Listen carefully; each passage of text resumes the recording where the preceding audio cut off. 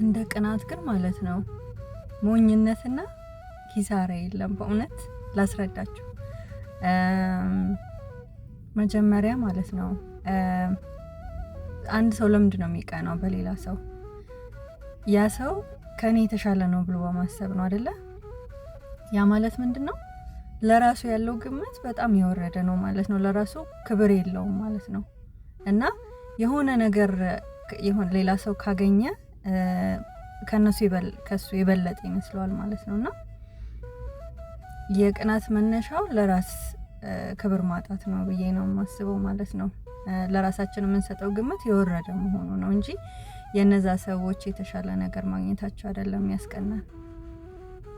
ያ ነው መነሻው ማለት ነውና ከዛ ደግሞ ማለት ነው ማርያምን እንዲሁ ሳስበው በጣም ገርሞኝ ነው። እኔ መልካም ነገሮች ሁሉ ከእግዚአብሔር ነው የሚሰጡት ብዬ ነው እማምነው ማለት ነውና ደግሞ ነውም አይደለ? እና ለምሳሌ ማለት ነው በጣም ብዙ ጸጋ ባላቸው ሰዎች ልንቀና እንችላለን አይደለ? እንዴት በቃ ይሄ ሁሉ ተሰጠው ምናምን ነገር ለምን እሱ የተሻለው ነው እሷ የተሻለችው ነች ምናምን ማለት ነውና ያልገባን ነገር ማለት ነው እነዛ ጸጋዎች ለነዛ ሰዎች እንደ በቀልድ እንዲተነስተው የተሰጧቸው ናቸው ብዬ አላምንም። አምላክ ምን አይነት ፈተና ፈትኗቸው ያን ፈተና አልፈው ተገኝተው እንደተሰጣቸው አናቅም። ወይም ደግሞ ያን ጸጋ ቢሰጣቸው ለምን እንደሚያውሉት ቀድሞ አይቶ ሰጥቷቸው እንደሆነ አናቅምና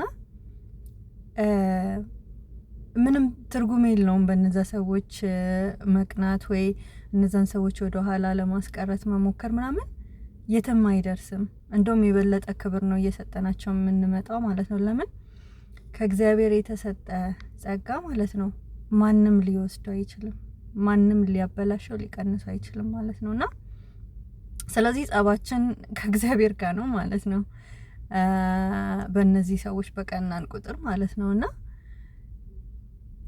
ይሄ የቅናት ስሜት ሲሰማን ማለት ነው በእውነት መጀመሪያ ማድረግ ያለብን ማለት ነው ቁጭ ብለን ከራሳችን ጋር ጊዜ ማሳለፍ ነው ያለብን። ለምንድነው የቀናት? ለምንድነው ለራሴ እንደዚህ ክብር የሌለኝ? ለምንድነው የሆነ ትንሽ ነገር ሌላ ሰው የተሻለ ካገኘ እኔ የወረድኩኝ የሚመስለኝ ያነስኩኝ የሚመስለኝ ለምንድነው? ራሳችን ላይ ነው መስራት ያለብንና እንዴት ለራሳችን ቅንኑን እንዴት ለራሳችን ክብር ይኖረን የሚለው ነው መስራት ያለብን ማለት ነው። ሌላ ደግሞ አምላክ ማለት ነው ለሁላችንም ከስተንፋሳችን የበለጠ ቅርብ ነው። እኔ የማስበው እሱ ቅርብ ነው፣ የራቅነው እኛ ነን ብዬ ነው የማስበውና ከልባችን እኮ ብንለምነው ማለት ነው ብንጠይቀው ለኛ ይጠቅማል ይሆናል መልካም ነገር እና ያደርጉበታል ብሎ ካመነ ካየን እኮ ሁሉን ማየት ስለሚችል ማለት ነው ወደፊት የምናደርገውን እስክንሞት ድረስ ማየት ይችላል። እሱ ይሰጠን ነበረ። ስለዚህ የኛ ያለው ነው ለኛ ስለማይሆን ወይ ለኛ ስላልተባለ ነው ማለት ነው። በቃ ያ አይደለም የኛ መክሊታችን እንደሚባለው ማለት ነውና የሚያስፈልገንንም ጠይቀን ከሱ ማግኘት የምንችለው ነገር ነውና በአምላክ አለመተማመንና ለራስ ክብር አለመስጠትና ዝቅተኛ አመለካከት ለራሳችን መኖሩ ነው እንድንቀና የሚያደርገንና ውጤቱም ደግሞ ኪሳራ ነው። ለምን የኛ መቅናት እነዛን ሰዎች ዝቅ ያደርጋቸው እኛን ከፍ ያደርገንምና